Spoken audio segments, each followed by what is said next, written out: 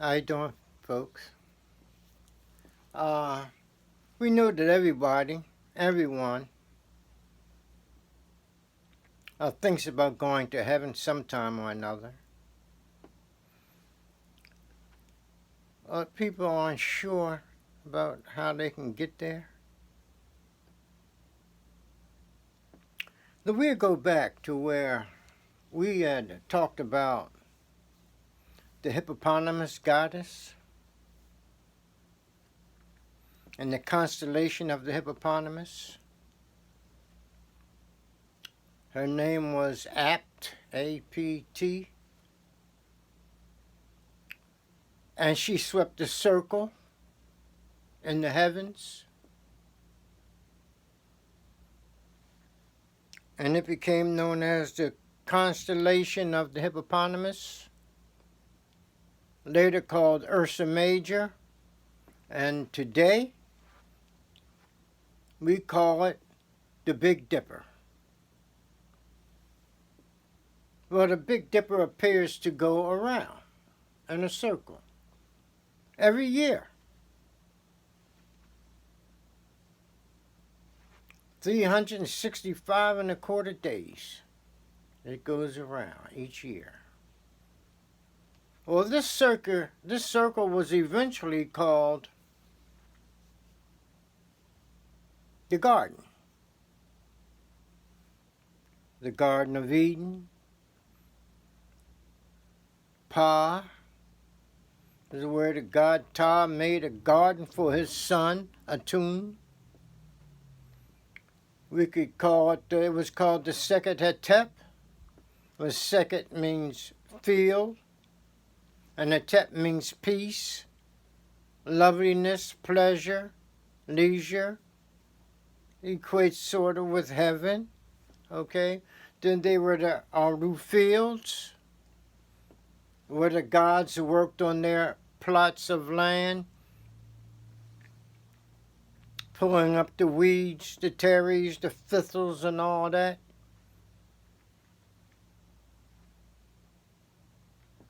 Well, that was called heaven. Well, it's light years away, way up there in the sky.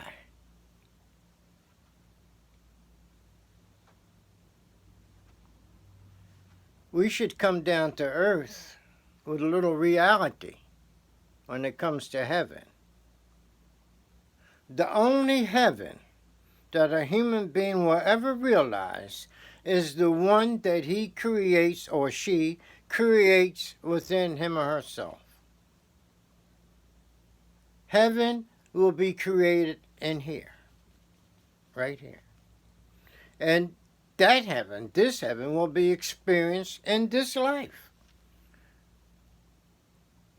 And you won't be relying on a promise about heaven up there in the middle of a constellation, thousands of light years away. You create your heaven here within yourself. That requires a little causation or causal power that a person must develop within himself.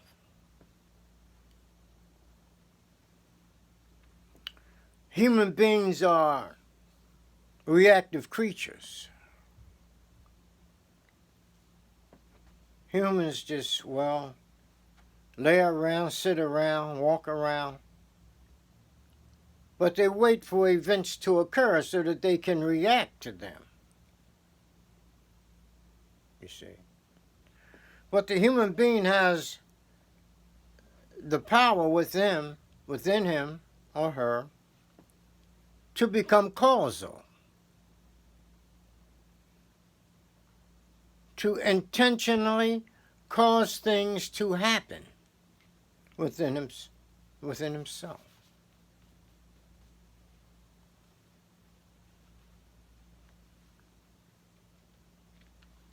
So there was a person who says that, he's happy whenever he wants to be. Right.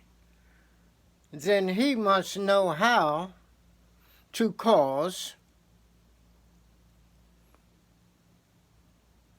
certain hormones to be secreted by his glands that will make him feel good. Yeah, if he feels good whenever he wants to, then he has some causal power going on for him. He can cause the glands to secrete the hormones that make him feel good. Well, we all have the glands, and we all have the hormones that can make us feel good, because when we do feel good, it's hormones are involved. Okay. But once we are able to control the secretion of these hormones, well, then we can feel good whenever we want to.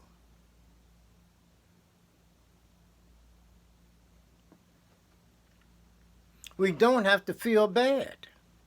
Well, now, that sounds a little like heaven here on earth. You see. And this takes a little causal power to develop the causal power within.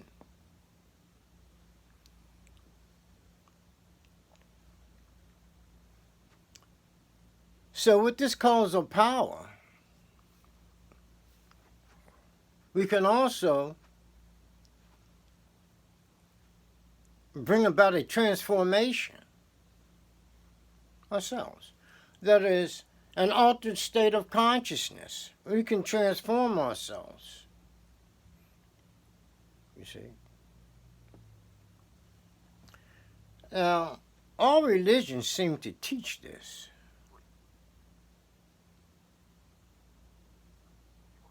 Christianity does. Other religions too, I imagine. Because all religions are derived from the same mythology, ultimately. And we had talked about that when we talked about the source of religion.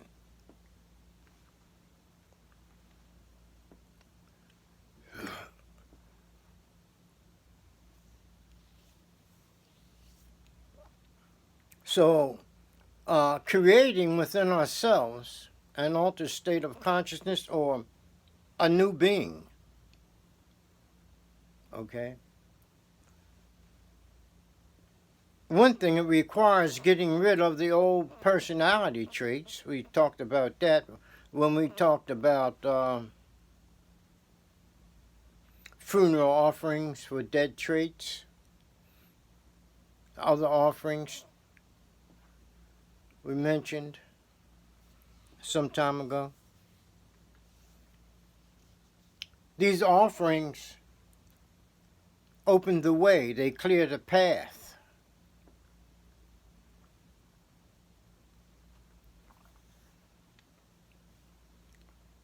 for people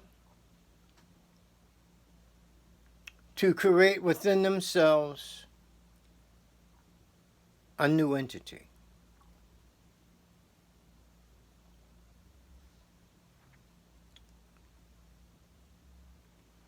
So we'll look at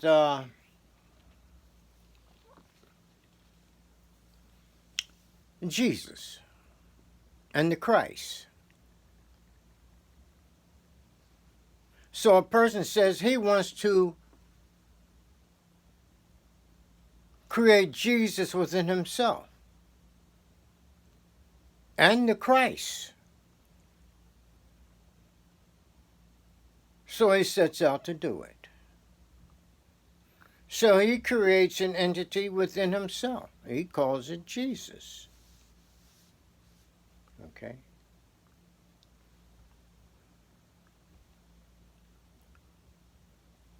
And he raises this entity as you would raise a child. And at the same time as raising this entity or child, he types it. He figures it. He forms it the way he wants it to be.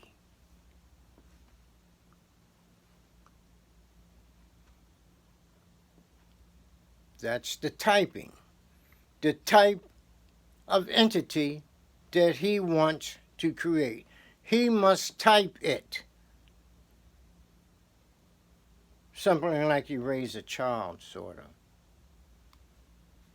A parent raises a child to be the type of person that the parent wants the child to be. Okay. Then within the person, he can also raise this, what we can call the mystical child, and type it to be the way he wants it to be. Jesus was a mystical child. That's what the story of Jesus Christ is telling us. But people don't seem to see it that way.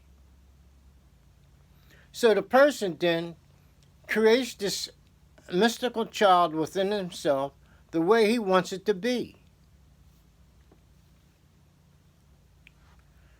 This child grows up to adulthood, and it is referred to as the Christ. And this is an individual person who's doing this. So now he has raised this mystical child up to adulthood, and he becomes the Christ. Meaning that he has crossed over from a form of ignorance to knowledge.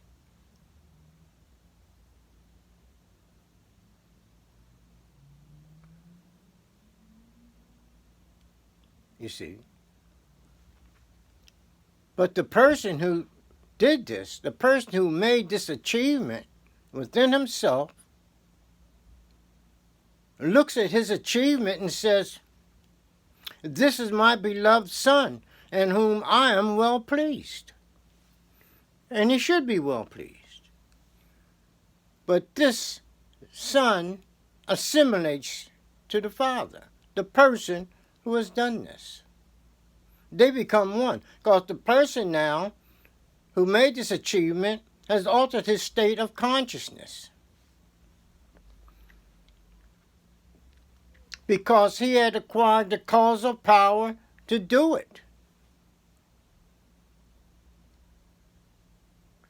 So there, he creates within himself a heaven, assuming that the Christ is in heaven, or went to heaven. Well, same thing. The person has the causal power to create within himself heaven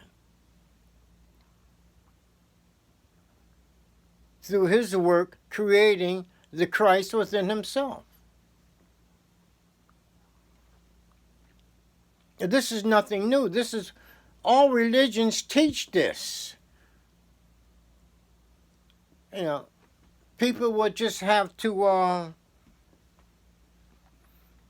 believe that they can do this, to make this accomplishment. But they're not taught to.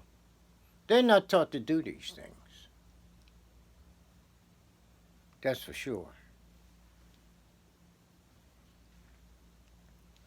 And so they sort of lose out on this. So we see now how a person, and we have a general idea, how a person can create within himself heaven by transforming himself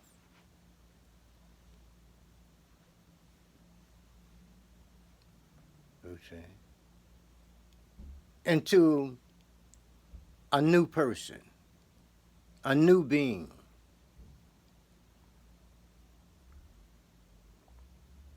And one of the main things a person must do to accomplish this is to rid himself of his old personality traits. And therefore, we discussed